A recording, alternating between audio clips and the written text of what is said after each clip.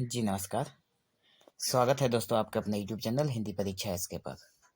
तो आज की इस वीडियो में हम लोग बात करने वाले हैं MHD 7 के PYQ 2011 का। और ऐसा नहीं है कि ये क्वेश्चन बाद में रिपीट नहीं हुआ है। अगर 2011 से बाद वाले एग्जाम को अगर आप प्रीवियस ईयर क्वेश्चन देखेंगे तो उनमें कहीं ना कहीं ये क्वेश्चन बार बार रिपीट होता हुआ दिखाई देगा। और क्वेश्चन है, एक मिनट, यहाँ पे ये संघोष नहीं है, ठीक है, सघोष है। प्रश्न है सघोष और अघोष व्यंजन ध्वनियाँ। इसके ऊपर टिप्पणी लिखने को आप लोगों के एग्जाम में आता है। तो इसके जवाब में हम लोग कुछ इस प्रकार आंसर लिख सकते हैं कि जैसा कि आप लोग जानते हैं कि जो हमारा MHD 7 का बुक है वो भाषा विज्ञान की बात करता है। तो इसमें हमें थोड़ा मतलब कहानी की तरह नहीं पढ़ना है, इसको समझना पड़ेगा। और इसका ये जो क्वेश्चन है इसका आंसर जब हम लोग लिखेंगे तो कुछ इस प्रकार लिखेंगे कि संस्कृत और हिंदी भाषाओं में ध्वनि विज्ञान अर्थात फोनेटिक्स के अनुसार व्यंजनों को उनके उच्चारण के आधार पर विभाजित किया गया है। मतलब कुछ ऐसे भी कई जगह ऐसे हैं जहाँ पे जो हमारे व्यंजन हैं उनके उच्चारण के आधार पर उनका विभाजन किया गया है। अब चाहे वो हिंदी भाषा में हो या फिर संस्कृत भाषा में, ठीक है। इनमें से एक महत्वपूर्ण विभाजन है सघोष। यहाँ पे भी संघोष हो गया है, ये बिंदी मात्रा जो बिंदी है वो नहीं होगा, ठीक है। सघोष और अघोष ध्वनियों का।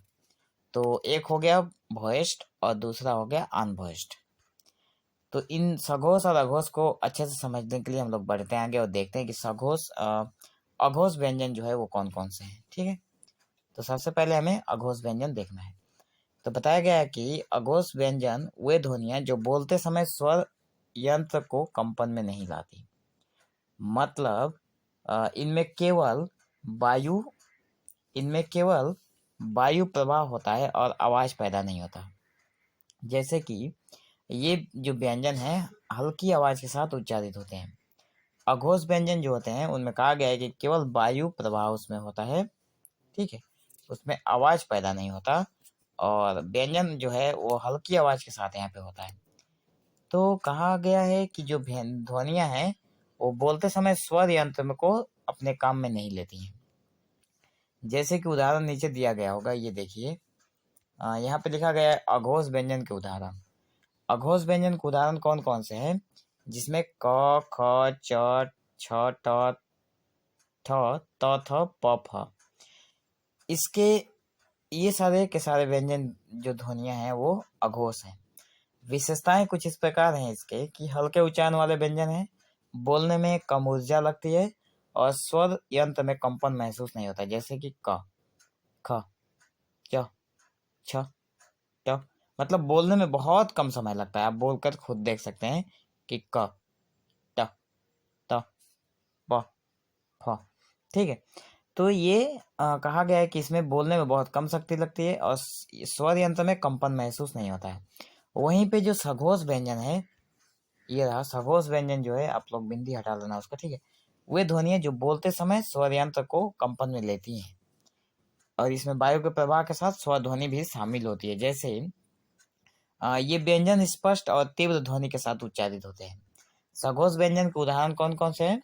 जैसे ग, घ, ज, झ, ड, ठीक है, र, द, ध, ब, फ, भ, ठीक है। यहाँ पे क्या हो रहा है कि जो सघोष व्यंजन है वो अपनी यहाँ पे इसका मतलब बोलने के समय जितना क बोलने में समय लगेगा उससे कहीं ज्यादा समय लगेगा में ग बोलने में, ठीक है। उच्चारण में स्वर यंत्र का कंपन होता है और आवाज स्पष्ट और गूंजने वाली होती है, ठीक है। अगर मैं आप लोगों के यहाँ पे शॉर्टकट में अगर बताऊं तो आप लोग ध्यान देना। जैसे क है, ठीक है, और यहाँ पे लिख देता हूं मैं ग, ठीक है। यहाँ पे मैं लिख देता हूं ग और घ। तो क और ख मतलब पहले की हम लोगों के व्यंजन वर्ण की जो पहले की जो ध्वनियां है क और ख, ठीक है, पहले की जो ध्वनियां है वो क और ख हो जाएगा हम लोगों का अघोष, और बाद वाला जो ग और घ होगा वो हो जाएगा सघोष। हर एक लाइन का यही होगा। ठीक है, जैसे क ख ग घ, उसके बाद लिखेंगे अंगा के बाद च छ ज झ। ठीक है, तो च छ ज झ, तो यहाँ पे च छ हो जाएगा अघोष और ज झ हो जाएगा सघोष। ठीक है, इसका जो निष्कर्ष है वो इस प्रकार है कि सघोष और अघोष व्यंजनों का वर्गीकरण ध्वनि विज्ञान का एक महत्वपूर्ण हिस्सा है। लेकिन मैं बार बार बोल रहा हूँ, यहाँ पे बिंदी नहीं होगा, संघोष नहीं है, अघोष है। ठीक है, आगे बताया गया कि यह वर्गीकरण उच्चारण और ध्वनि के आधार पर किया जाता है। जो सघोष और अघोष व्यंजनों का जो वर्गीकरण है वो उनके उच्चारण के ऊपर ही वर्गीकृत किया गया है, और जो भाषा के शुद्ध और सटीक प्रयोग में सहायक होते हैं। तो भाषा के शुद्ध और सटीक प्रयोग के लिए हमें अघोष ध्वनि और सघोष ध्वनि का ज्ञात होना बहुत जरूरी है। तो आशा करता हूँ आप लोगों को एक छोटा सा आंसर, जो कि टिप्पणी के तौर पर आप लोग यहाँ पे इसे लिख सकते हैं, समझ में आया होगा। और इसी तरह के इंटरेस्टेड वीडियो पाने के लिए चैनल के साथ बने रहें।